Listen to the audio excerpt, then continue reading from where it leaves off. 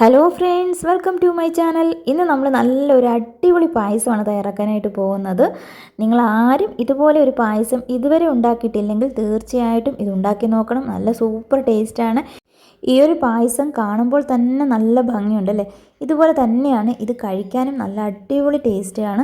അപ്പോൾ നമ്മൾ ഈ ഒരു പായസം തയ്യാറാക്കിയിരിക്കുന്നത് വെറും 3 ടേബിൾ സ്പൂൺ അരി ഉപയോഗിച്ചിട്ടാണ്.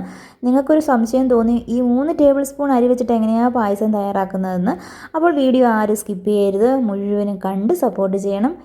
നമ്മുടെ കുഞ്ഞു മക്കൾക്കായിട്ട് ഈ വിജയദശമി സമയത്ത് ഉണ്ടാക്കി കൊടുക്കാൻ പറ്റുന്ന ഈ ഒരു പായസം നിങ്ങളെല്ലാവരും ഉണ്ടാക്കി നോക്കണം. അപ്പോൾ നമുക്കിനി പായസം ഉണ്ടാക്കാം. ഞാനിവിടെ ഈ ഒരു പായസം ഉണ്ടാക്കുന്നതിന് വേണ്ടിയിട്ട് 3 ടേബിൾ സ്പൂൺ അരിയാണ് എടുത്തിരിക്കുന്നത്. പച്ചരി അല്ല എടുത്തിരിക്കുന്നത് കേട്ടോ.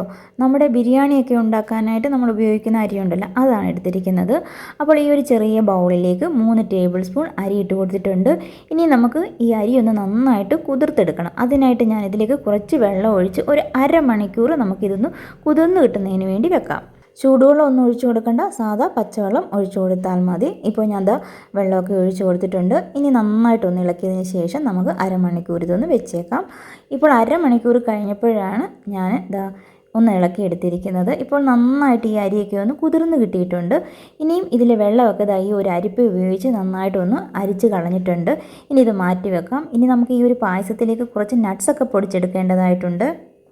ഞാനിവിടെ ഒരു 10 ബദാമും ഒരു 8 കാഷ്യൂ നട്ട്സുമാണ് എടുത്തിരിക്കുന്നത്. നട്ട്സൊക്കെ നിങ്ങളുടെ ഇഷ്ടം അനുസരിച്ച് കുറച്ചുകൂടെ വേണമെങ്കിൽ ചേർത്ത് കൊടുക്കാം. ഇപ്പോൾ ഞാനിവിടെ എടുത്തിരിക്കുന്ന അളവാണ് പറഞ്ഞിരിക്കുന്നത്. അതിനുശേഷം ഈ ഒരു ചെറിയ തവിക്ക് 2 തവി മിൽക്ക് പൗഡറാണ് ചേർത്ത് കൊടുത്തിരിക്കുന്നത് കേട്ടോ. ഇനിയും ഇതേ തവിക്ക് തന്നെ 2 തവി പഞ്ചസാരയും കൂടി ചേർത്ത് കൊടുക്കുകയാണ്. മധുരമൊക്കെ നമ്മുടെ ഇഷ്ടത്തിനനുസരിച്ച് കൂട്ടിയും കുറച്ചുമൊക്കെ ചേർത്ത് കൊടുക്കാം. ഇനി ഇതെല്ലാം കൂടി നന്നായിട്ടൊന്ന് പൊടിച്ചിട്ട് വരാം. ഞാനിപ്പോൾ ഇവിടെ നന്നായിട്ടൊന്ന് പൊടിച്ചെടുത്തുകൊണ്ട് വന്നിട്ടുണ്ട്. ഇനി നമുക്ക് പായസം തയ്യാറാക്കുന്നതിന് വേണ്ടിയിട്ടുള്ള പാലടുപ്പിലേക്ക് വെച്ച് കൊടുക്കാം. ഇവിടെ ഞാൻ വലിയൊരു ഗ്ലാസ് പാലാണ് ഈ ഒരു പാനിലേക്ക് ഒഴിച്ചു കൊടുത്തിരിക്കുന്നത്. നമ്മൾ പായസം ഉണ്ടാക്കുമ്പോൾ പാലൊക്കെ തിളപ്പിക്കുന്ന സമയത്ത് ഇതുപോലെ കൈവിടാതെ ഇളക്കി കൊടുക്കുകയാണെങ്കിൽ അതിൻ്റെ മുകളിൽ ഇങ്ങനെ പാട പോലെ വരത്തില്ലേ, അങ്ങനെ വരാതിരിക്കും. അപ്പോൾ ഇങ്ങനെ ഇളക്കി കൊടുക്കാം.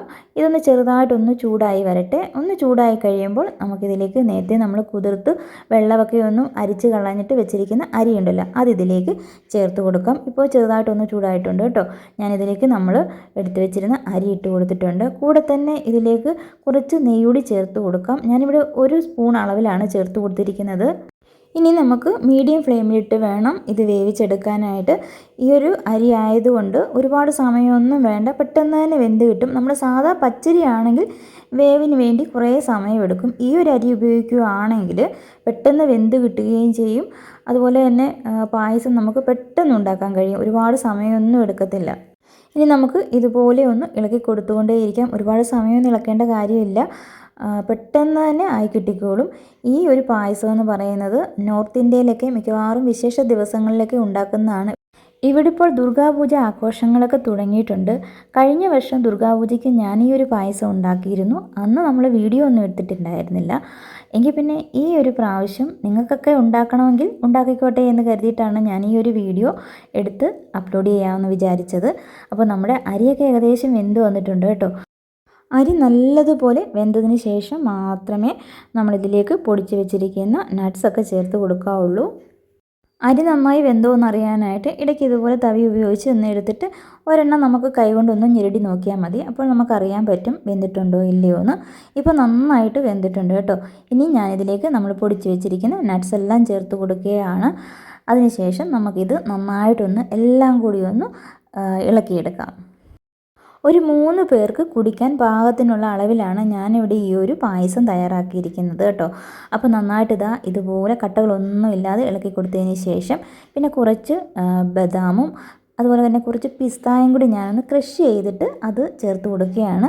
ഇതുകൂടി ചേർത്ത് കൊടുക്കുമ്പോൾ നമ്മുടെ ഈ ഒരു പായസത്തിന് കാണാൻ തന്നെ നല്ല അടിപൊളിയായിരിക്കും. നല്ല ബ്യൂട്ടിഫുൾ ആയിട്ടുള്ള ഒരു പായസം തന്നെയല്ലേ. നിങ്ങൾ ആദ്യം തന്നെ കണ്ടപ്പോൾ മനസ്സിലായല്ലോ കാണാൻ തന്നെ എന്ത് ഭംഗിയാണ്. അപ്പോൾ ഇതൊക്കെ ചേർത്ത് കൊടുക്കുമ്പോഴാണ് നമ്മുടെ ഈ ഒരു പായസത്തിന് നല്ലൊരു ടേസ്റ്റും ഭംഗിയും ഒക്കെ കിട്ടുന്നത്. ഇനി നമുക്ക് ഒരുപാട് സമയം അടുപ്പിൽ വെച്ച് ചൂടാക്കുകയൊന്നും വേണ്ട. ഈ ഒരു സമയത്ത് സ്റ്റൗവിൻ്റെ ഫ്ലെയിം അങ്ങ് ഓഫ് ചെയ്ത് കൊടുക്കുക. പെട്ടെന്ന് തന്നെ അടുപ്പിൽ നിന്ന് മാറ്റാം. അതല്ലെങ്കിൽ ഇതങ്ങ് ഇരുന്ന് കുറുകിപ്പോകും. ഇങ്ങനെ കുറുകി പോവുകയാണെങ്കിൽ നിങ്ങൾ കുറച്ച് പാലൊന്ന് ചൂടാക്കിയതിലേക്ക് ഒന്ന് മിക്സ് ചെയ്തെടുത്താൽ മതി കേട്ടോ. അപ്പോൾ നമ്മുടെ അടിപൊളി പായസം ദാ ഇവിടെ റെഡിയാക്കി എടുത്തിട്ടുണ്ട്. വളരെ എളുപ്പമല്ലേ ഇത് തയ്യാറാക്കാനായിട്ട്. ഈ ഒരു വീഡിയോ നിങ്ങൾക്കൊക്കെ ഇഷ്ടമായിട്ടുണ്ടെങ്കിൽ ലൈക്ക് ചെയ്യുക, അതുപോലെ തന്നെ കമൻറ്റും ചെയ്യണം. അപ്പോൾ നല്ലൊരു വീഡിയോയുമായിട്ട് വരുന്നതാണ്. കണ്ട എല്ലാവർക്കും താങ്ക് യു.